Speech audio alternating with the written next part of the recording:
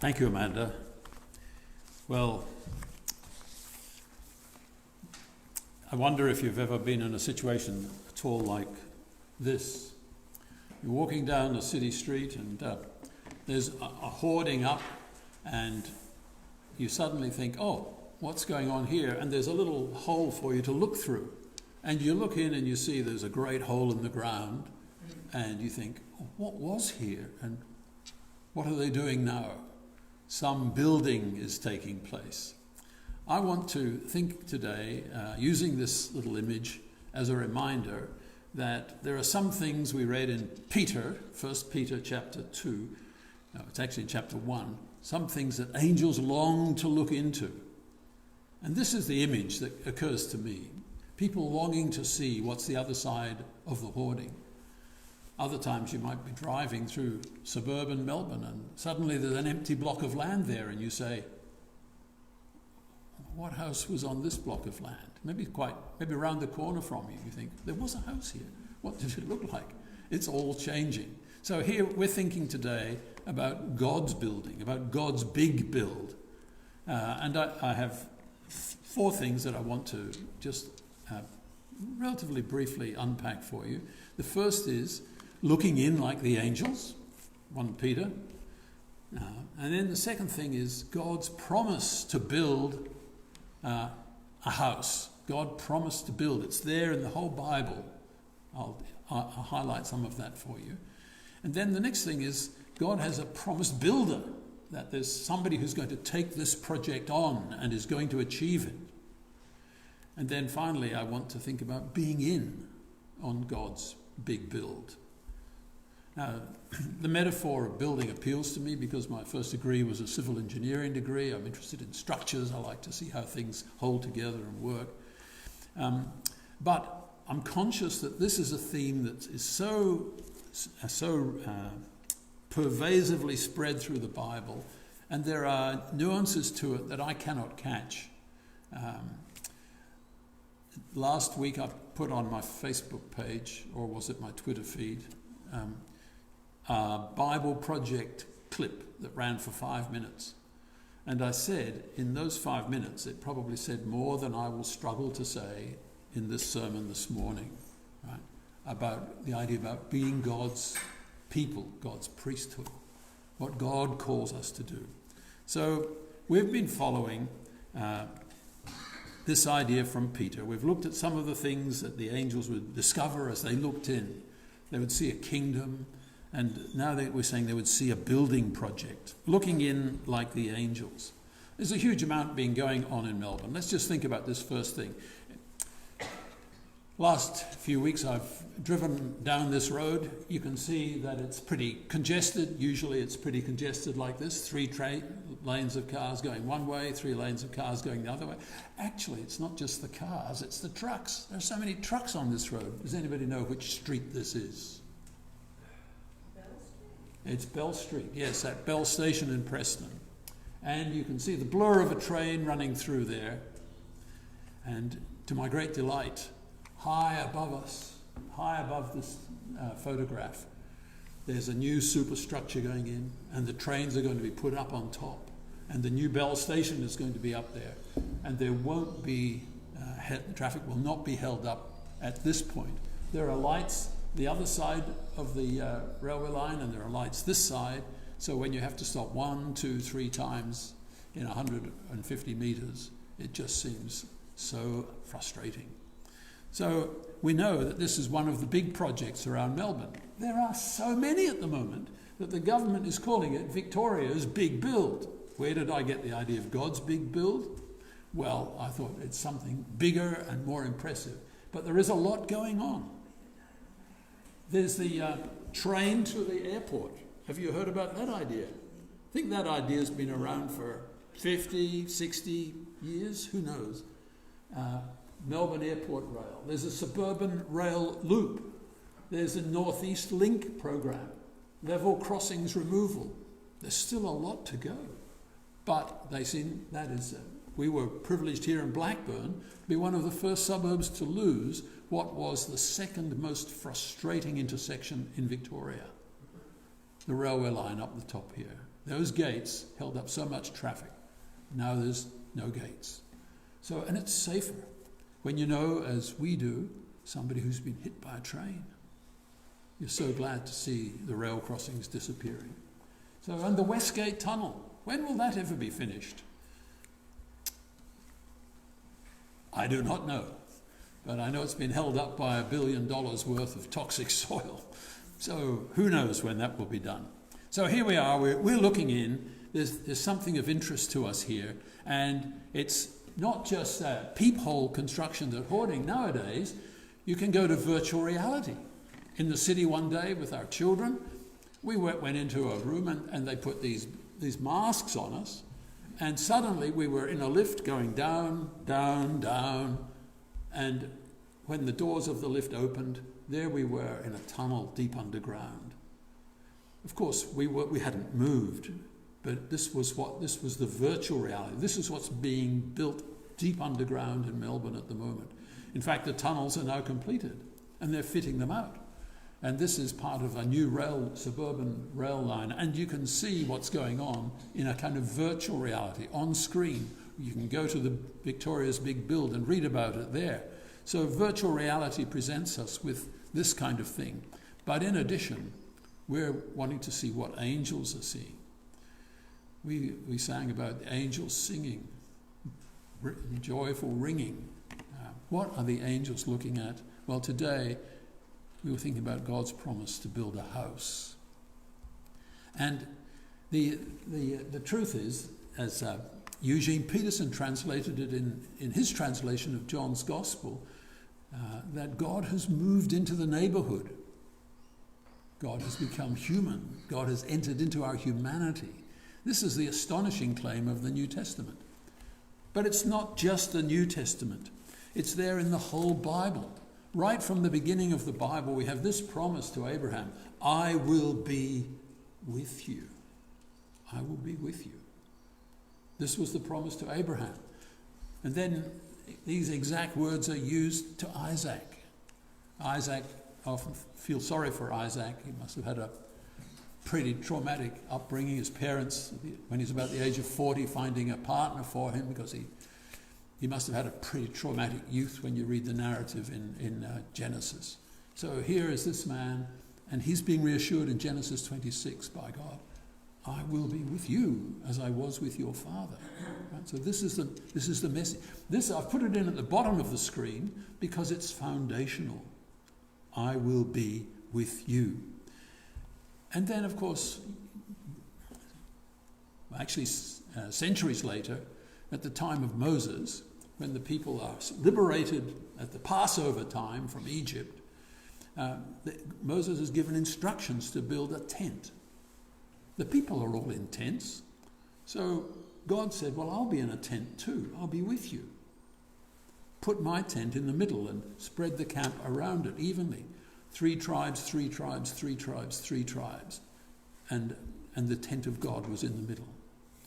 Tabernacle is the word. It's a word for a tent that's made of skins that have been stretched out and used as a very primitive sort of tent. But this was to be decorated ornately and beautiful. There are a whole lot of things about the tabernacle, but it wasn't just the tabernacle.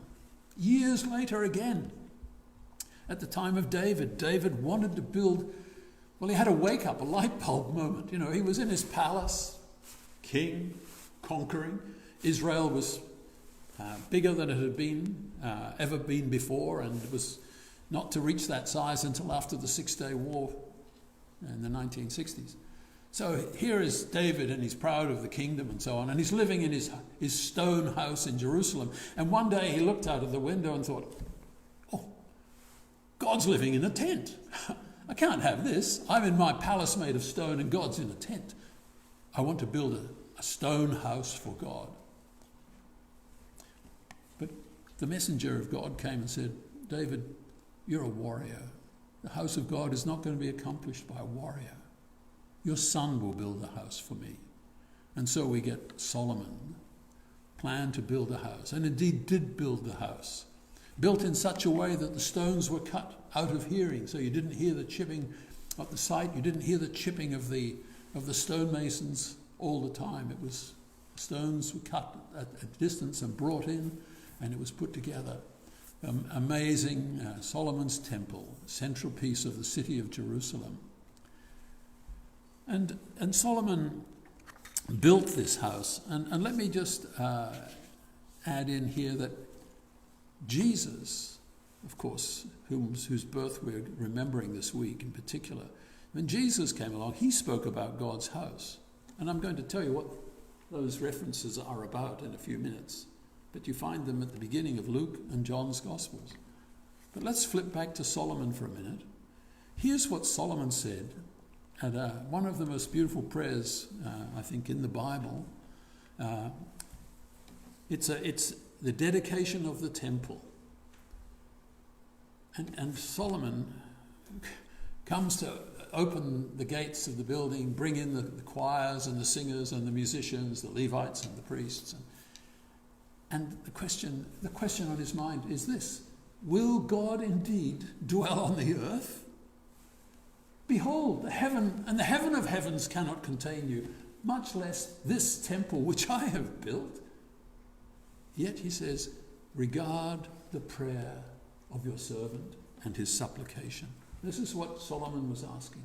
O Lord my God, listen to the cry and the prayer which your servant is praying before you today, that your eyes may be open toward this place, a day and night, of which you said, my name shall be there. My name shall be there. That you may hear the prayer which your servant makes towards this place. And when you hear, forgive. Something basic about our humanity there. When God hears our prayer, will he forgive? That's what we're seeking. We're seeking to be his family, to be restored. So here is the project. It's to build a place in which God will live.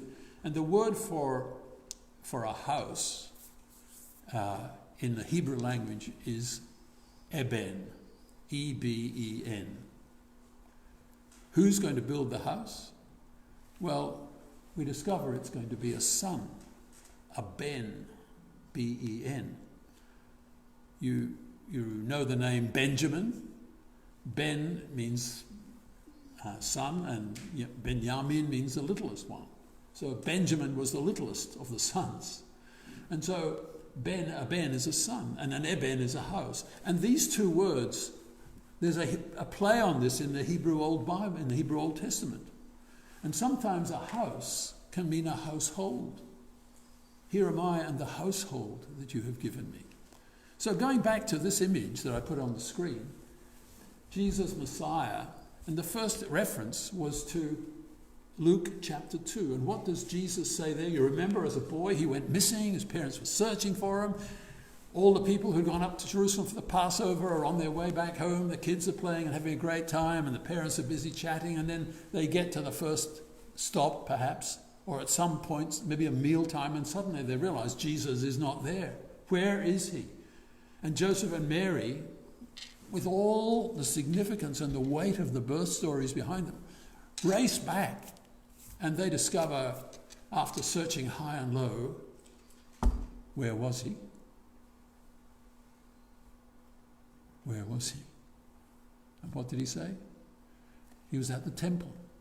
And when they said, didn't you know we were searching for you? He said, did you not know I had to be at my Father's house? So here's Jesus, even as a 12-year-old, thinking about the temple as his Father's house. And as time went by, again at the temple, he's having a conversation as an adult. And in this conversation, he's discussing the temple, the magnificence of it, and so on.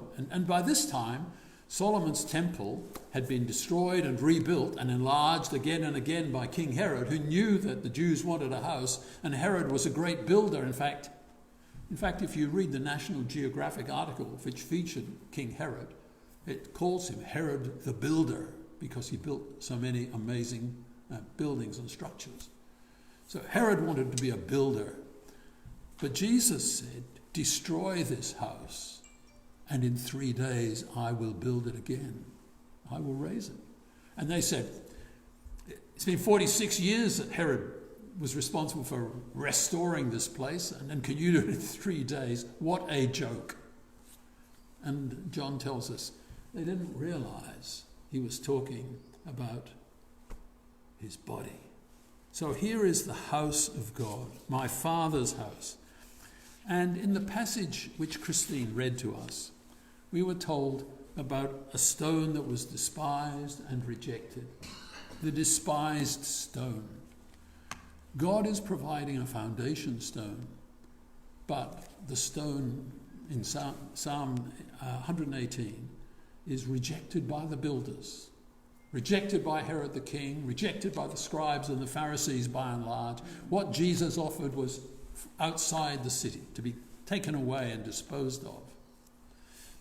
And I just put in here that this was probably, as far as we know, this was the last song that Jesus sang.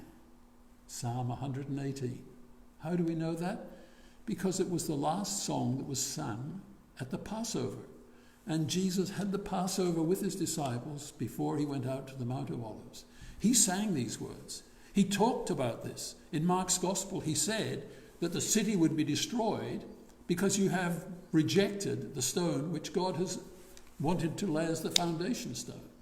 And Peter refers to it when he goes on and talks in 1 Peter chapter 2 about the place where God is building his house. He's saying the stone the builders rejected has become the most important one. So the despised stone, the rejected servant of Isaiah chapter 40 onwards, the question, what child is this? The Emmanuel child, which we read about last week in chapter 9 of Isaiah. What child is this? Well, one of our carols asks that same question.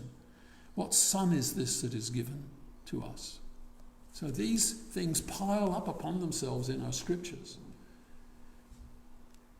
Can we begin to understand that there's a message coming through here, that God is building something, and not only that, we're invited to be in on God's build.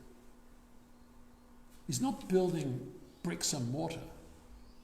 He's building with what Peter says are living stones, people who are kind of alive to the realities that Jesus spoke of, people who are kind of connected to him. The foundation stone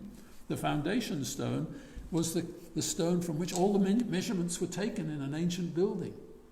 So you had to know how far that way or how far this way, how high above or below. It was the stone that was where the measurements were made from. Every stone in the building was in relation to that stone.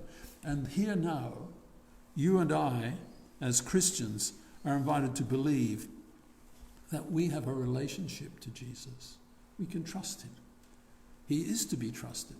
He's building a house. And as we said in our opening prayer, it's not just an English-speaking house. It's not just a house for one nation, one nationality, one ethnicity. He's reaching into people's lives everywhere. And we should be praying day by day that will penetrate the dark places of our own hearts and the dark places of our world. We're so glad that we see prayers answered, and I'll refer to those in a moment or two. But who then does Peter say in chapter 1 Peter chapter 2? He says, if you've discovered how kind the Lord is, you have discovered the kindness of God, you become one of those living stones. You become awake to what Jesus was saying really matters. Christine was talking about the kind of life it issues in, concern for the poor, for example, like the White Horse Church's Care Project by all of the churches in this area.